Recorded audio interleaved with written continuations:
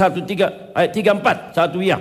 Kepada mereka ia menunjukkan dirinya setelah penderitaannya selesai. Dan dengan banyak tanda yang membuktikan bahwa ia hidup. Sebab selama 40 hari ia berulang-ulang menampakkan diri dan berbicara kepada mereka tentang kerajaan Allah. Itu luar biasa itu.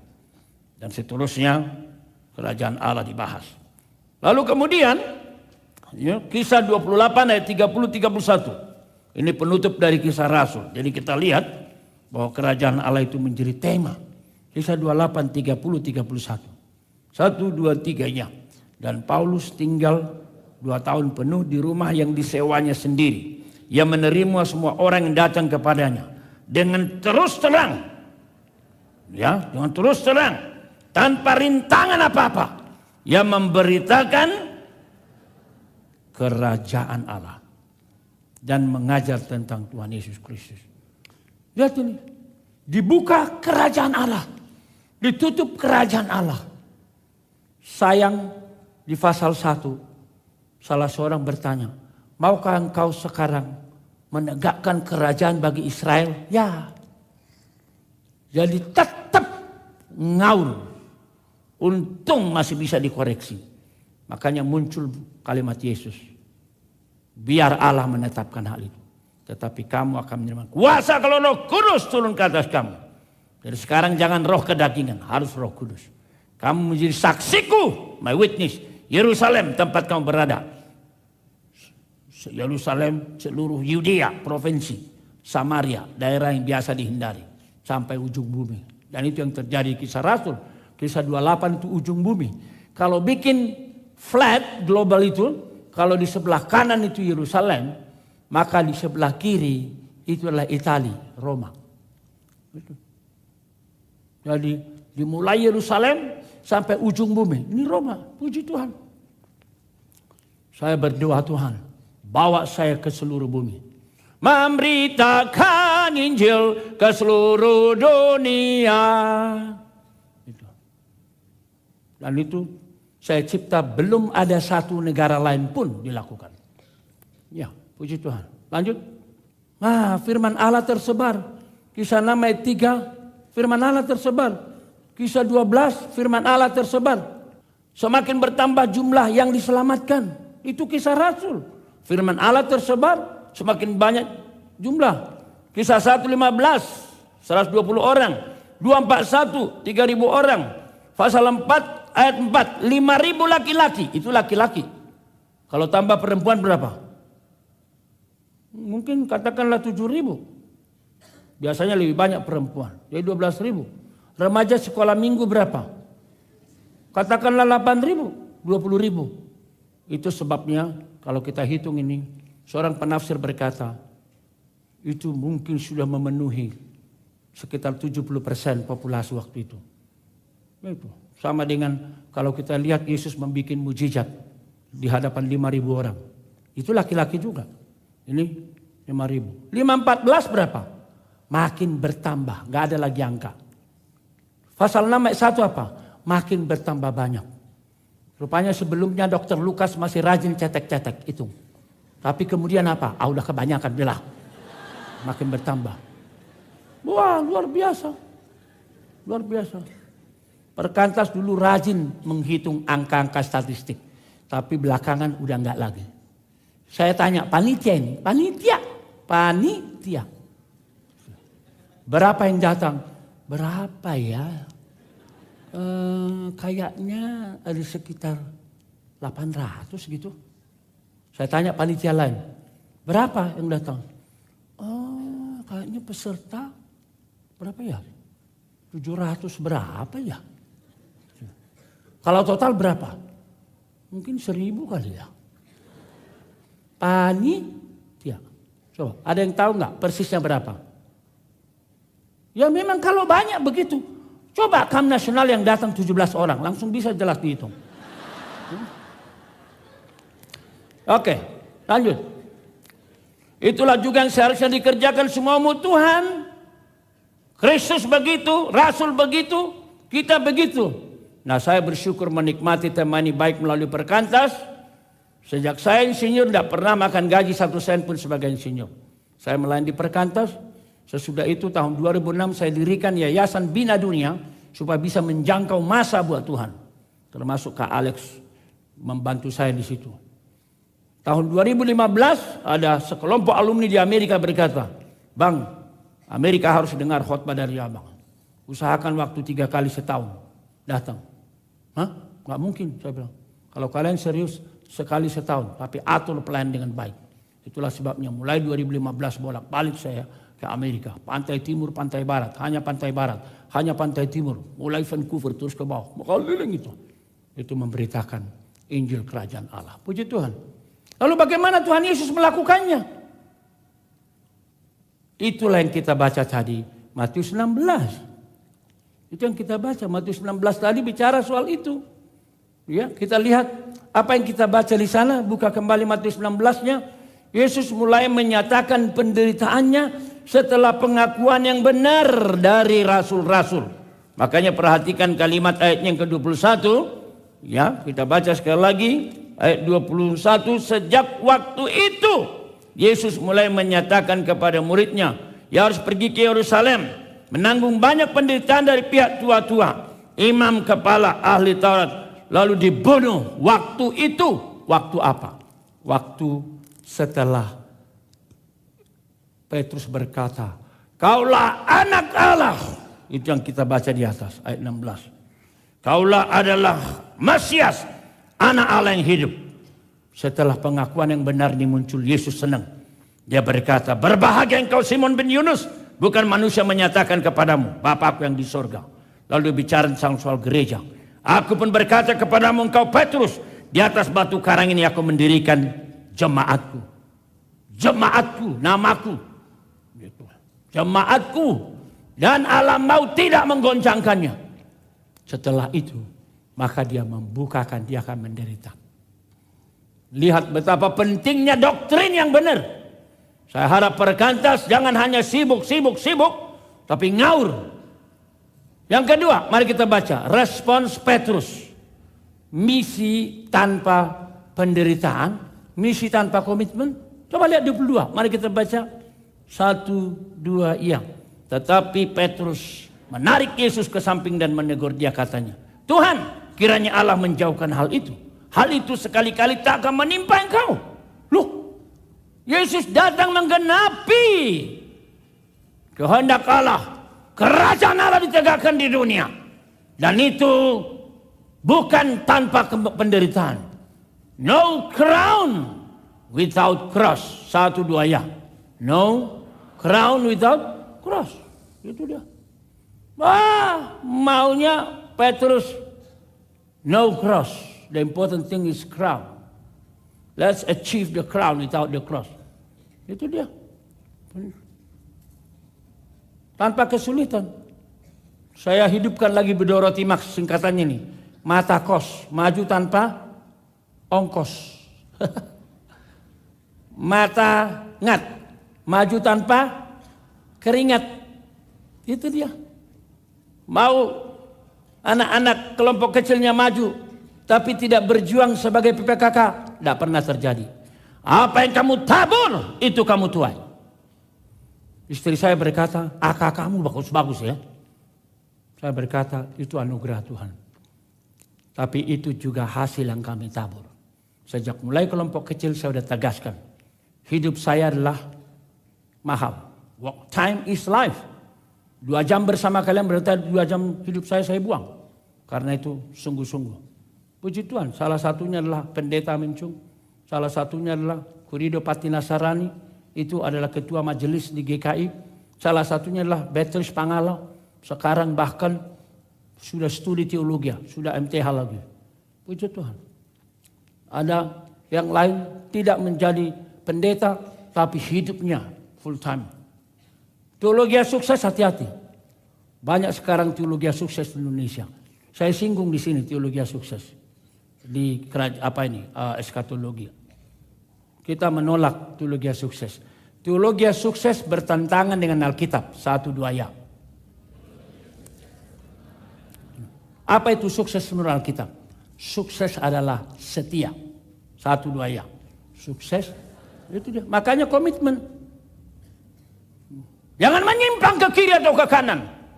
Berpegang kepada Tauratku. Maka perjalananmu akan berhasil kemanapun engkau pergi. Itu Yosua pasal 1. Kepada Yosua ketika menggantikan Musa. Puji Tuhan. Jadi kita boleh sukses, tapi kosakata kita adalah setia. Next. Teguran Tuhan Yesus yang sangat keras. Ayat 23. Ya engkau iblis. Engkau suatu batu sandungan bagiku.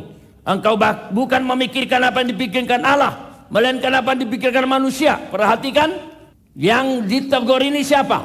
Rasul Petrus. Itu sebabnya saya harus selalu hati-hati. Kalau Petrus ditegur keras, kemungkinan juga mengapul segala. Meskipun sudah staf senior, bisa ngaco, bisa ngaur. Saya bersyukur punya istri yang sangat ketat melihat saya, bagaikan mata elang. Kadang-kadang saya stres melihat dia. Oh iya, tapi di sisi lain saya bersyukur. Karena apa? Saya tidak diizinkan sedikit pun belok. Itu loh. Salah satu kalimat istri saya adalah apa? Pak, jangan pernah suka uang. Coba, itu kalimat seorang istri. Jangan pernah suka uang. Saya berkata, kenapa ngomong begitu?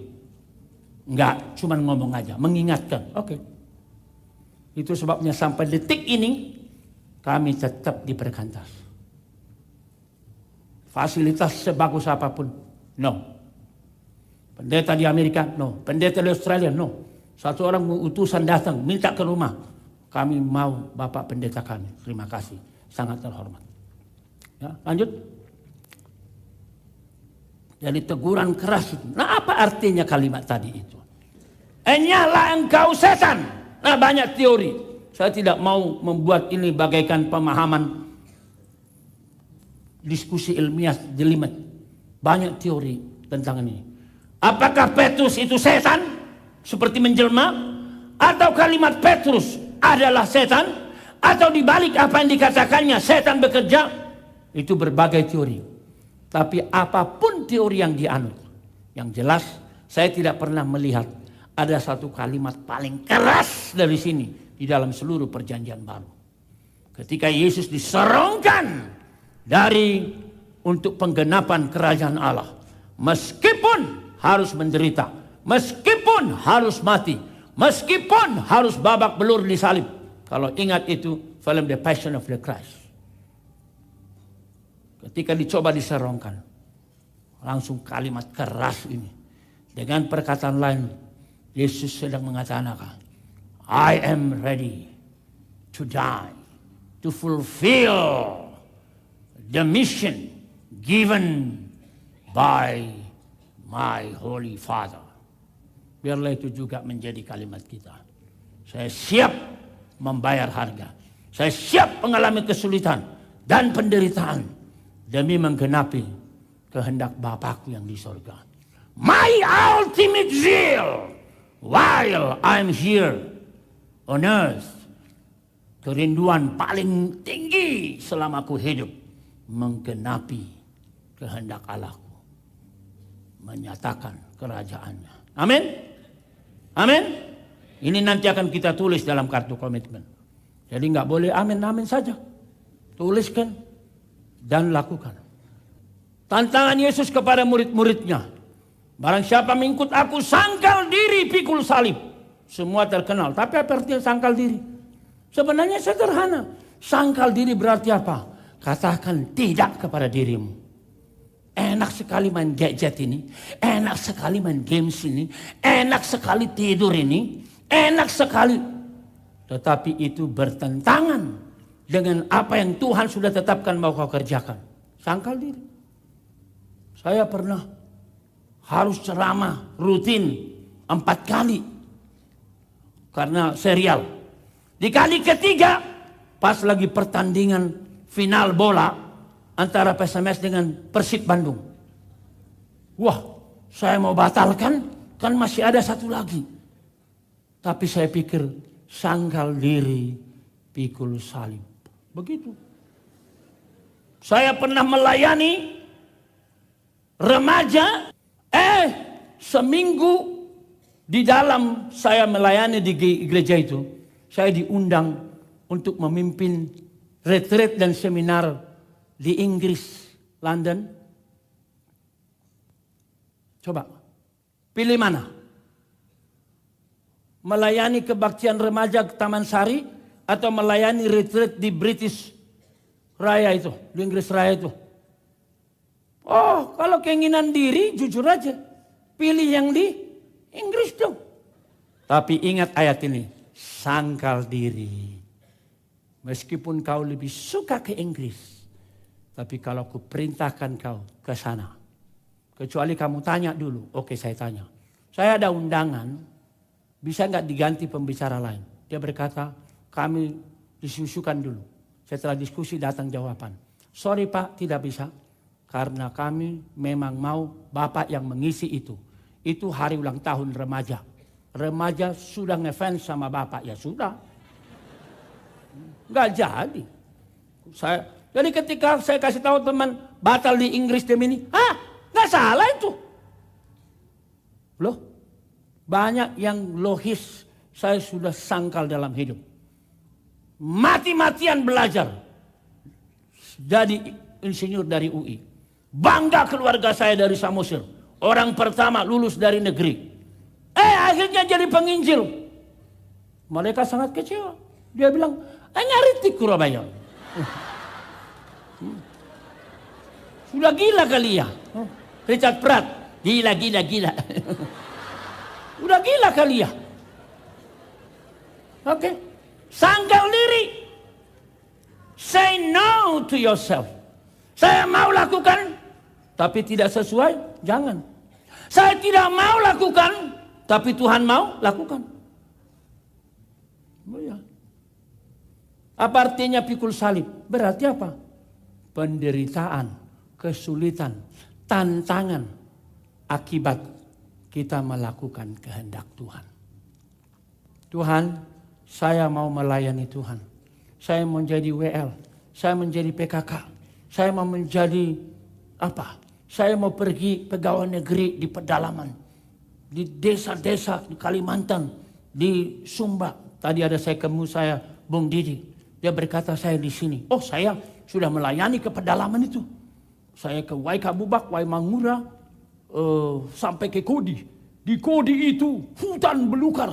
Kita bikin KKR, gak ada tempat duduk. Semua berdiri selama berjam-jam. Saya sudah khotbah 1,5 jam. Begitu selesai khotbah, mereka gak mau pulang. Pendetanya tegur saya, Pak Pendeta, tadi saya sudah bilang, selesai benediction berkat, katakan ibadah selesai, semua boleh pulang. Iya, tapi Bapak tidak kata begitu. Oh iya, jadi gimana dong? Lihat, mereka tidak pulang. Mereka 4 hari perjalanan dengar khotbah itu. Saya suruh akhirnya Yan Berlin Panjaitan. Kau nyanyi lagi dong ke atas panggung, naik lagi kau. Nyanyi, tapi yang penting bukan nyanyinya. Habis itu katakan, ibadah selesai, semua boleh pulang. Akhirnya baru pulang sebagian, baru sebagian. Pendeta bilang, lihat mereka sudah pulang. Tapi percaya, tidak semua pulang. Mereka kira masih ada tambah-tambahan nanti. Oh gitu ya. Jadi gimana caranya supaya pulang? Lihat bagaimana caranya. Kita matikan lampu. Oh, matikan lampu di hutan, baru mereka pulang. Coba, begitulah. Oke, lanjut. Tantangan Tuhan Yesus kepada setiap orang, semua umat termasuk peserta. Itulah kita baca di ayatnya 25 ke bawah. Ya. 25-26. Apa itu? Ya, barang siapa mau menyelamatkan nyawanya, ya kehilangan nyawanya. Barang siapa kehilangan nyawanya karena aku, ia memperolehnya. Lalu tantangan luar biasa dari Tuhan. Apa gunanya seorang memperoleh seluruh dunia, tapi hilang nyawanya? Apakah yang dapat diberikannya sebagai ganti nyawanya? Coba. 1 jiwa, dirimu lebih berarti dari seluruh dunia. Saya tidak tahu apakah itu hoax atau benar. Jack Ma salah seorang paling kaya di dunia. Katanya anaknya sakit apa? Istrinya sakit apa? Dan meninggal. Kemudian sekarang dia juga sakit apa?